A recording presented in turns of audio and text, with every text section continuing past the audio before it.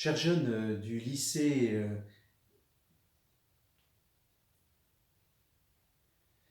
chers lycéens, lycéennes de Douve-la-Délivrande, vous tous que j'aurais dû retrouver jeudi prochain pour pouvoir célébrer avec vous la messe dans l'amphithéâtre du lycée du cours Notre-Dame. Je suis tout comme vous, en ce temps de crise, je suis confiné dans mon presbytère à Cabourg. Chaque jour, dans ce lieu, dans mon bureau, je célèbre la messe pour mes paroissiens, pour chacune de vous. Et je peux vous assurer qu'en ce lieu, je pense quotidiennement à vous, à vos familles, notamment à ceux et celles qui ont la perspective d'examen, d'un stage, et de voir que tout est bousculé, reporté. Nous vivons donc en ce moment un temps de carême un peu particulier.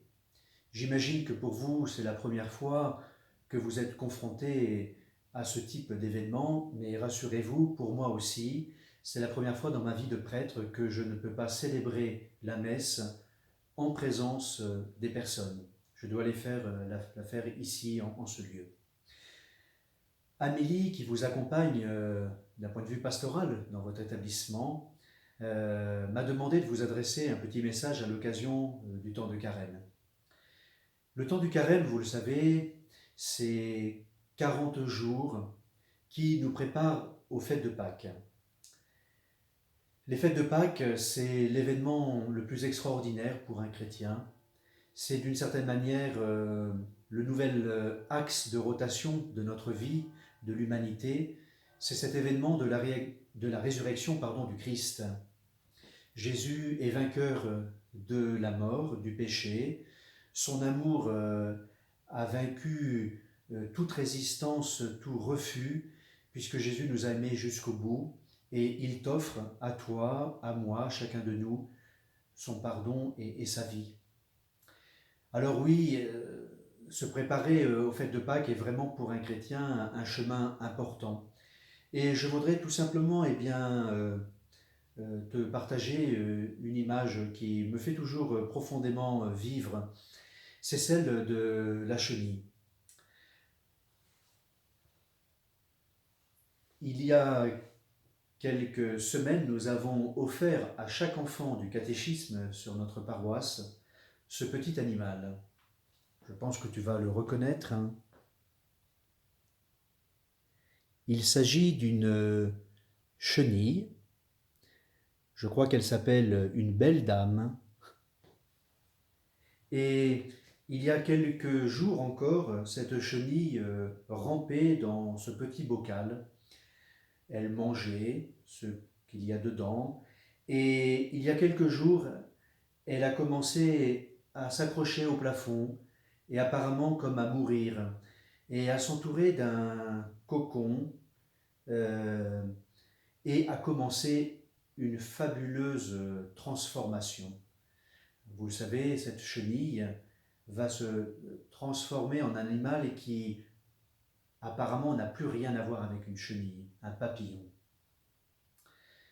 Alors,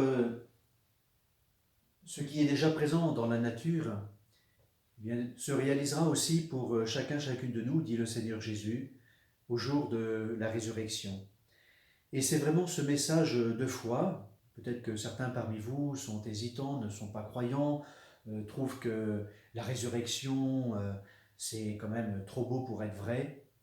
Eh bien, je t'invite vraiment à demander au Seigneur cette grâce qu'il t'aide à croire. Ce mystère si beau et si grand qui fait vivre plus d'un milliard de chrétiens à travers le monde.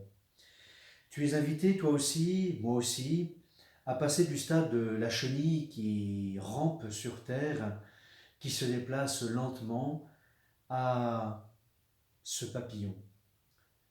Nous sommes invités dès maintenant, dès notre vie sur terre, nous dit Jésus, à déjà commencer la résurrection. Le temps du carême, oui, nous rappelle que la vie éternelle, ce n'est pas simplement le jour où je vais mourir, mais la vie éternelle, elle a déjà commencé. C'est maintenant, à travers les choix de ta vie quotidienne, à travers les petits gestes d'amour au quotidien, à travers tel service que tu peux rendre, telle parole de réconfort. Enfin, on pourrait dresser une liste très très longue. Et bien que tu permets au Seigneur de commencer en toi cette transformation qui va te permettre un jour de passer de cette chenille que nous sommes, nous les hommes, à cette vie de ressuscité qu'est ce papillon. Je te souhaite un bon carême et vraiment je te redis ma profonde communion de prière. Alors donne-toi à fond, il reste encore quelques jours pour eh bien, euh, parsemer ta vie de petits actes d'amour, d'une parole de réconfort. Et ce temps de confinement est une invitation eh bien, à multiplier ces petits gestes au quotidien, car quand on vit dans un espace confiné, les uns un peu sur les autres, ce n'est jamais facile la vie fraternelle. C'est jamais facile d'aimer son prochain. Alors eh bien, exerce-toi. Le Christ ne t'abandonne pas et je te redis du fond de mon cœur la communion de ma prière et j'attends avec impatience de pouvoir te retrouver à Douve-la-Délivrande au cours d'une messe ou d'un autre rassemblement. Ma prière t'accompagne, que le Seigneur te bénisse et à très bientôt.